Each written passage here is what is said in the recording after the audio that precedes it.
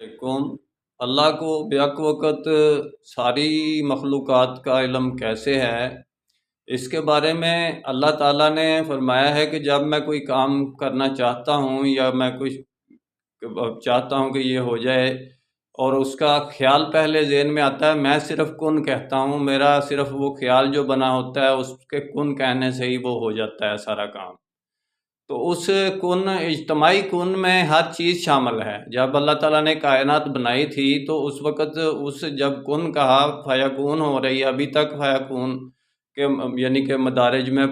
نہیں پہنچی، تو ابھی تک چل رہا ہے، وہ سسٹم اوپن ہو رہا ہے، کائنات کھل رہی ہے، ابھی تک تو ہو رہا ہے۔ ہو جا کا مطلب ہو رہا ہے، فیکون تو تب ہوگا جب کمپلیٹ ہو کے اللہ تعالیٰ اپنے دائیں ہاتھ پہ پوری کائنات کو لپیٹ لے گا۔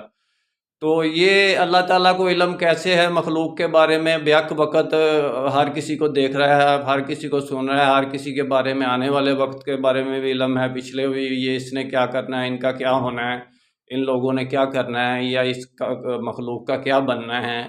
اس کے بارے میں سارا علم اس لیے ہے کہ موجد وہ ہے، ایجاد کرنے والا وہ ہے، بنانے والا وہ ہے جس نے ایک چیز سرے سے نہیں تھی اس کو بنایا، تو اس کو یہ تو پتا ہوگا کہ وہ کس چیز سے بنایا۔ وہ نالج جو اس کے پاس ہے، اس کے خیال کا، جو اس خیال سے اس نے بنایا ہے، وہ اس خیال سے اس کو مدد ملتی ہے۔ اللہ کو اپنے ہی خیال سے مدد ملتی ہے، جو اس نے تخلیق کیا کائنات کو، تو وہاں سے ہی وہ ہر ایک کی میموری اس ڈسک میں، یعنی کہ وہ ساری چیزیں اللہ تعالیٰ کی میموری ڈسک میں ہیں کہ وہ یعنی کہ کیا ہو رہا ہے، کہاں کیا ہونا ہے، کہاں کیا نہیں ہونا۔